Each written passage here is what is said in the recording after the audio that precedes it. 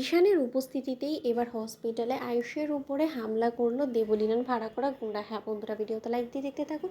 যে মুহূর্তে কিনা দেবলীনা বলতে থাকে যে এই অনুশ্রী এবং ঈশানটাকে যদি একবার সরাতে পারতাম, ঠিক সেই মুহূর্তে দেবলীনা নিজের মতো করে যখন অনেক রকম চেষ্টা করে শেষে কিনা নিজের এর চেষ্টায় যখন কিনা ব্যর্থ হয়, ঠিক সেই মুহূর্তে দেবলীনা বলতে থাকে যে এখন আর আমাদের হাতে কোনো রকম কোনো উপায় নেই, তাই যে করেই হোক না কেন তোমাকে ছদ্মবেশ ধারণ করেই আয়ুষের কেবিনে ঢুকে আয়ুষকে শেষ করতে হবে, কারণ এখন সম্পূর্ণরূপে মাঠ ফাঁকা আছে। কারণ যে কোনো সময় ইন্দ্রাণী আন্টি যদি আবার হসপিটালে চলে আসে, তখন কিন্তু আমাদের কাজটা হাসিল করতে আমাদের জন্য আরও বেশি কষ্টদায়ক হয়ে যাবে। কথাটা বুঝতে পেরেছো? ঠিক সেই মুহূর্তে যখন কিনা সেই গুণটা বলতে থাকে যে ম্যাডাম আপনি একদম টেনশন করেন না, আমাদের কাজ করার ধাঁচই সম্পূর্ণরূপে ভিন্ন, আপনি একদম টেনশন করেন না।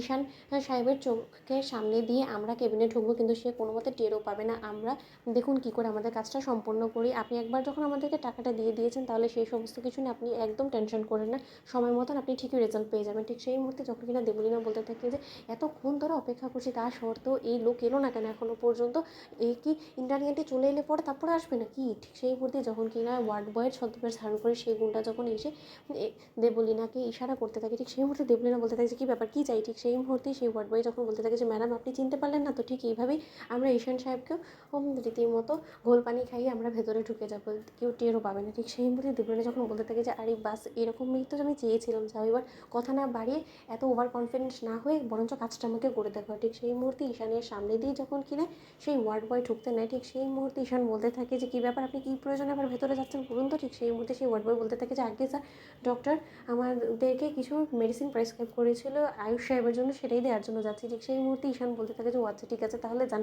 অন্যদিকে সেই ওয়ার্ড বয় এর ছদ্মবেশে সেই গুন্ডা আয়ুষের কাছে যাওয়া মাত্রই যখন কিনা আয়ুষের উপরে হামলা করে এবং আয়ুষকে হামলা করে যখন কিনা সেখান থেকে পালিয়ে যেতে নেয়, ঠিক সেই মুহূর্তে ঈশানের হঠাৎ করেই সন্দেহ হয় এবং ঈশান ভেতরে যাওয়া মাত্রই যখন কিনা সেই হামলাকারী ঈশানকে ধাক্কা দিয়ে ফেলে রেখে সেখান থেকে যখন কিনা পালিয়ে যায়, ঠিক সেই মুহূর্তে ঈশান চিৎকার করে ওঠে এবং ঈশান চিৎকারের আওয়াজে যখন কিনা ডক্টর থেকে শুরু করে নার্স, দেবলীনা সকলে ছুটে আসে এবং দেবলীনা যখন বলতে থাকে কী হয়েছে ঈশান, এ মা আয়ুষের এই অবস্থা কী করলো? ঠিক সেই মুহূর্তেই ডক্টররা যখন বলতে থাকে যে ও মাই গড, পেশেন্টের কন্ডিশন এমনিতেই ক্রিটিক্যাল ছিল, এর মাঝখানে পেশেন্টের উপরে হামলা হয়েছে, এবার তো কোনো মতে আর মনে হয় না যে পেশেন্ট আদৌ বেঁচে আছে। ঠিক সেই মুহূর্তে ঈশান যখন বলতে থাকে যে ডক্টর কথা না বাড়িয়ে আপনি বরঞ্চ দেখুন না আমার ভাইটা বেঁচে আছে কিনা, বলুন তো সেই হামলাকারী কে, আমার সেটার সম্পূর্ণরূপে ডিটেল চাই। এবং আপনাদের হসপিটাল সিকিউরিটি এতটা খারাপ কী করে হতে পারে বলুন তো, যে একজন হামলাকারী কেবিনের ভেতরে ঢুকে পড়ে পেশেন্টকে মেরে রেখে চলে যায়, তা সত্ত্বেও কেউ কোনো রকম কোনো কিছু জানে না বলুন তো?